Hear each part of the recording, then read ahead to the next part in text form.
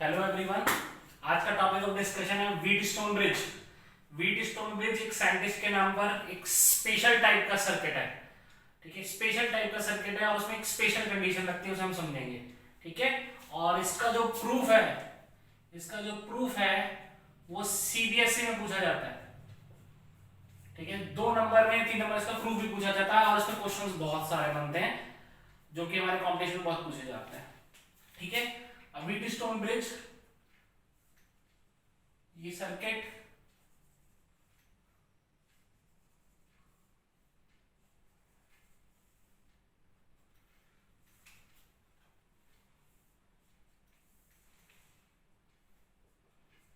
ठीक है। अब यहां पर एक बीच में ये रेजिस्टेंस, ठीक, P Q R S, इस रेजिस्टेंस को नाम दे दो G। ठीक है, इस रेजिस्टेंस को नाम दे दो G। तो अगर आप ध्यान से देखो इस सर्किट के अंदर P Q R S और G रेजिस्टेंस, तो अगर आप चेक करो तो ना ही कोई इसमें सीरीज में ना ही कोई पैरेलल में, कोई भी सीरीज में नहीं है, कोई भी पैरेलल में नहीं है। इसे मैंने बोल दिया पॉइंट A, ये point B, that point is known as X and point Y। तो जब कोई सीरीज में और कोई पैरेलल में नहीं है तो उसे सॉल्व कैसे करेंगे? तो सॉल्व तो सिंपल से किरचॉफ से ही होगा, लेकिन किरचॉफ की इक्वेशन लगा के एक स्पेशल कंडीशन बनाएंगे बैलेंस व्हीटस्टोन ब्रिज की। तो बेसिकली हम पढ़ेंगे balance Wheatstone bridge. Balance Wheatstone bridge. अब ये बैलेंस व्हीटस्टोन ब्रिज क्या है आप ध्यान से देखिए, आपको समझ में आना शुरू हो जाएगा। ठीक है, सिंपल, आपके पास ये बैटरी, इसका पोटेंशियल डिफरेंस है V, इस बैटरी ने करंट दिया I, ये जंक्शन आ गया, इस बैटरी ने करंट दिया I, देखो I, और ये चल रहा है इस तरीके से, ये जंक्शन आया, जंक्शन आती है ये करंट डिस्ट्रीब्यूट हो गया, इसमें चला गया I और इसमें भी I। ठीक है, अभी I करंट इसमें जा रहा है ऐसे P में और R में भी I ऐसे जा रहा है। ठीक है, अब I जैसे यहां पहुंचा है, ठीक है, और इसे I1 और I2, ठीक है, बराबर डिस्ट्रीब्यूशन नहीं होगा ना, I1 और I2, तो इसमें I1 ऐसे और इसमें I2 ऐसे, तो जब I2 इसमें जाएगा ऐसे और इसमें I1 जाएगा तो अब यहाँ I1 यहाँ पहुंचता है, अब I2 यहाँ पहुंचता है। ठीक है, तो अब जैसे ही I1 पहुंचता है तो अब यहाँ पे I1 का डिस्ट्रीब्यूशन होना चाहिए। आप समझना पहले, जैसे ये I1 है, यहाँ डिस्ट्रीब्यूशन होना चाहिए इसका, मतलब I1 का डिस्ट्रीब्यूशन ऐसा होना चाहिए, कुछ हिस्सा यहाँ जाना चाहिए, कुछ हिस्सा यहाँ जाना चाहिए। अभी मैं लिख नहीं रहा हूँ, मैं जनरल में बता रहा हूँ, कुछ हिस्सा ऐसे जाना चाहिए, कुछ हिस्सा ऐसे जाना चाहिए। ठीक है, इसी तरीके से I2 कुछ हिस्सा इसमें जाना चाहिए, कुछ हिस्सा ऐसे जाना चाहिए, तो वो तो चलो निकल जाएंगे, लेकिन ये जो करंट ऐसे आमने सामने से आ रही है, देखो ये ऐसे, ठीक है, तो ऐसे तो करंट को कोलाइड नहीं करता, तो ये गलती मत कर देना। तो सोच लेते हैं हम लोग इस तरीके से। ठीक है, तो होता ये है कि करंट I1 गया, I1 यहां पहुंचा, ठीक है, I1 यहां पहुंचा और I2 यहां पहुंचा। ठीक है, अगर X का पोटेंशियल Y से ज्यादा है, ध्यान दो, I1 जा रहा है, बहुत आराम से दोबारा से सुनो, I1 जा रहा है, ऐसे जा रहा है, X पर पहुंच गया I1, X पे I1 को बिठा लो, X पर पहुंच गया, अब यहाँ इसके हिस्से होने हैं, अभी हुए नहीं है, होने हैं, I2 यहाँ पहुंच गया, अब Y पे भी I2 के हिस्से होने हैं। तो हिस्से होने के लिए कंडीशन क्या है? अगर X का पोटेंशियल Y से ज्यादा है, किसी एक पॉइंट का पोटेंशियल ज्यादा है, तो X से हिस्से होंगे, यानी X से करंट आएगा। मैं आपको पहले भी बता चुका हूं, इससे पहले लेक्चर में, करंट हाई पोटेंशियल से लो पोटेंशियल मूव करता है, हाई से लो, करंट की कंडीशन है हाई से लो मूव करना, हाई टू लो पोटेंशियल। ठीक है, तो अगर मैं पोटेंशियल X का Y के बराबर मानता हूं तो करंट X से आएगा। उल्टा, अगर मैं Y का X से बड़ा मानता हूं, Y का X से बड़ा मानता हूं तो Y से करंट आएगा। ठीक है, किसी एक का अगर मैं बड़ा मान लेता हूं तो उससे लो की तरफ मूव करेगा। तो अभी मैंने फिलहाल ये मान लिया X का Y से बड़ा मान लिया, तो इधर ऐसे करंट चला गया ऐसे, और इसे मैंने मान लिया IG, I1 आ रहा था, इसमें मैंने मान लिया IG स्मॉल g मैंने इसे लिखा क्योंकि G में जा रहा है, और यहां बचा I1 माइनस IG। ठीक है, I1 माइनस IG, अब यहां जैसे IG नीचे आ रहा है, ये I2 दोनों कंबाइन होकर चलेंगे जंक्शन पर, I2 प्लस IG, यहां पर फिर I2 plus IG, I1 minus IG, तो ये i1 प्लस i2 हो जाएगा जो कि i के बराबर है, और पहले भी ये i1 प्लस i2 ही आ रहे थे। ठीक है, अभी ये मैंने कंडीशन मानी x का पोटेंशियल y से बड़ा होना है, हो y का x से बड़ा हो सकता है, बैलेंस कंडीशन में अभी आपको समझाऊंगा। तो ठीक है, सर्किट में करंट फ्लो कर गया। अब किरचॉफ लगा दो। किरचॉफ क्या है? Apply Kirchhoff's law, loop law लगाना है। तो आप लूप लो, लूप क्या है? ये ए, तो लूप का नाम भी बताएंगे हम, ए एक्स वाई ए, यानी हम क्लॉकवाइज चलेंगे, ए एक्स वाई ए। ठीक है, चलते हैं। तो यहां से स्टार्ट करा मैंने चलना, ऐसे चल रहा हूं मैं, देखो माइनस i1p, ये फिर नीचे आया माइनस IG इंटू जी। ठीक है, फिर अपोजिट डायरेक्शन में, ठीक है, अपोजिट में ऐसे i1p IG इंटू जी माइनस में, और यहां से ऐसे जाके फिर opposite plus I2R equal to 0। ठीक है, ये हो गया, दिस इज इक्वेशन फर्स्ट। ठीक है, ये किरचॉफ का लूप लॉ लगा दिया मैंने ax y a लूप में। ठीक है, इसे आप नोट करना, आगे चलेंगे फिर।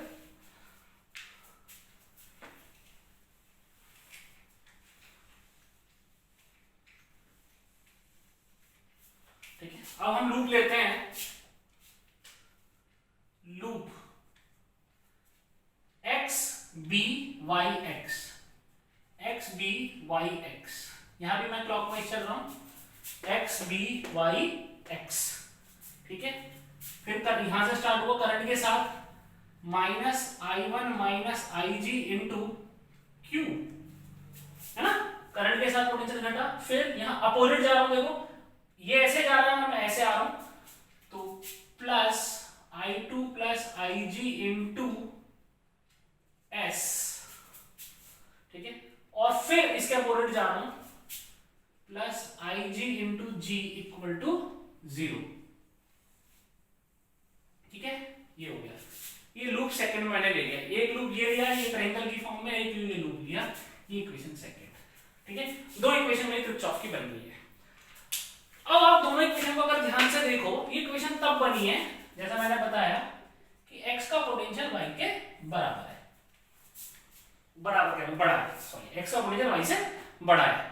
ठीक है, अब मान लो इफ x का पोटेंशियल y के बराबर है, मतलब क्या बढ़िया चीज है, x का पोटेंशियल y के बराबर है, मतलब जो भी पोटेंशियल इसका होगा वही इस पोटेंशियल इसका होगा। तो इससे क्या होगा, तो ना ही x से करंट आएगा ना y से करंट आएगा, इसका मतलब IG 0।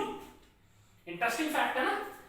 तो x का पोटेंशियल y के बराबर होगा तो IG ऑटोमेटिकली 0 हो जाएगा। इसे ही हम लोग बोलते हैं बैलेंस कंडीशन, बैलेंस कंडीशन। मैं फिर बता रहा हूं, हम लोग किरचॉफ लॉ हमने लगा दिया है स्पीड स्टोन के अंदर, हम व्हीट स्टोन की बैलेंस कंडीशन पढ़ रहे हैं। बैलेंस कंडीशन के अंदर दो पॉइंट का पोटेंशियल बराबर होता है, और बीच में जो ये रेजिस्टेंस है इसमें करंट नहीं जाता, तो नहीं जा रहा IG equal to 0।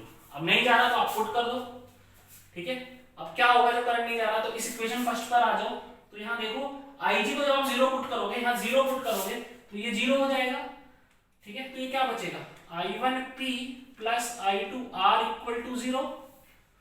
It means I2R equal to I1P। ये इक्वेशन थर्ड मान लेना। ठीक है, इक्वेशन थर्ड। इसी तरीके से आप यहां 0 रखो, तो आप 0 रखोगे IG 0, तो यहां बचेगा माइनस I1Q, ये 0 हो गया, प्लस I2S, ये 0 हो गया इक्वल टू 0, यानी I2S इक्वल टू I1Q। ये इक्वेशन फोर्थ। ठीक है, देखो आराम से, इक्वेशन थर्ड आ गया IG 0 करने पे, इक्वेशन फोर्थ आ गया IG 0 करने पे। ठीक है, इक्वेशन थर्ड और फोर्थ। अब थर्ड और फोर्थ इक्वेशन को डिवाइड कर दो।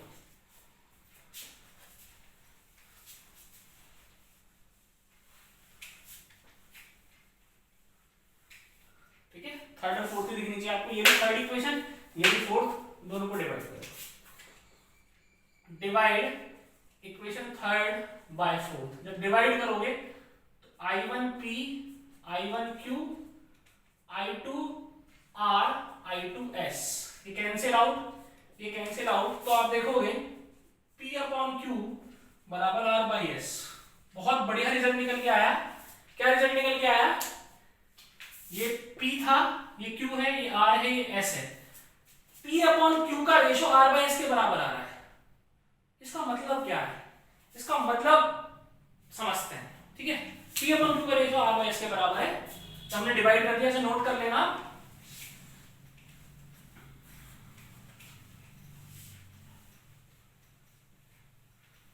इसका मतलब ये हुआ कि अगर कोई व्हीटस्टोन ब्रिज है, व्हीटस्टोन ब्रिज का सर्किट है, ठीक है, ये P है, ये Q है, ये R है, ये S है और ये G है, ठीक है।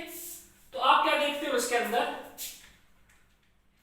कि P अपॉन Q का रेशो R बाई S के बराबर आता है if there is no current in G, जब G में कोई करंट नहीं होता इस रेजिस्टेंस में, तो P अपॉन Q का रेशो R बाई S के बराबर होता है, यानी इसका अपॉन इसका रेशो इसके और इसके बराबर होता है।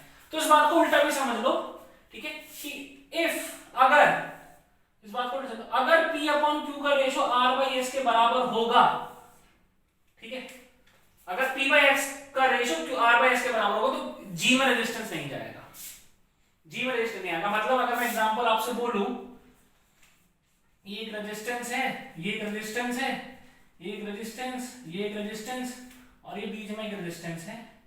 ये मान लीजिए 10 ओम है, ये 20 ओम है, ये 20 ओम है, ये 40 ओम है और मान लीजिए 50 ओम है और ये पॉइंट A है और ये पॉइंट B है। अब मुझसे बोला गया है मैं A और B के बीच का नेट रेजिस्टेंस निकाल दूं, मैं A और B के बीच का नेट रेजिस्टेंस निकाल दूं, तो मैं चेक करूंगा, ये P मान लिया मैंने, ये Q मान लिया, ये R मान लिया और ये S मान लिया, ठीक है। तो मैं चेक करूंगा कि मेरा P अपॉन Q का रेशियो कितना आया, 10/20, 1/2, R बाई S का कितना आया, 20/40, 1/2।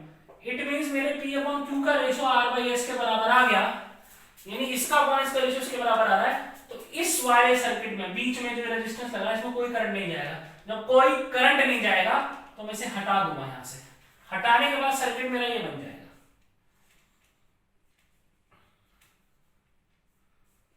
ये सर्किट मेरा बन जाएगा, ये, ठीक है। यहां ये 10, ये 20, ये 20 और ये 40, ये A और ये B, ठीक है। तो ये मेरा सर्किट बन जाएगा, ध्यान से देखो, ठीक है। 10, 20, 20, 40, ये बीच वाला हट गया है, 10, 20, 20, 40। अब जब ये हट गया है यहां से, ठीक है, तो आपको पता है जो करंट जाएगा यहां बटेगा, दोनों में सेम करंट I1 और I2 दोनों में सेम, तो ये दोनों सीरीज में हो गए, ये दोनों सीरीज में हो गए, आपस में पैरेलल में सॉल्व कर लेंगे इसे। मैं सॉल्व इसे नहीं कर रहा हूं, अभी सॉल्व हो जाएगा। 10, 20, 30 और 20 और 40, 60 सॉल्व कर लेंगे, 30 और 60, तो net resistance 30 into 60, 60 plus 30, 30 into 60, ये हो गया आपका 90, ये कैंसिल आउट, ये 2, ये 3, ठीक है, और ये 10, 20, ठीक है, सॉल्व हो गया। क्लियर है? तो आप याद रखना P अपॉन Q का रेशो R बाई S के अगर बराबर होता है तो बीच वाले सर्किट में करंट नहीं जाता। ये बैलेंस व्हीटस्टोन ब्रिज है, हम सर्किट को आराम से सॉल्व कर सकते हैं। इसे अच्छे से पढ़ना, इसका प्रूफ ध्यान रखना, क्योंकि सीबीएसई में पूछा जाता है 12th क्लास में, ठीक है, और इस पे क्वेश्चन तो होते ही है, ठीक है। Thank you so much.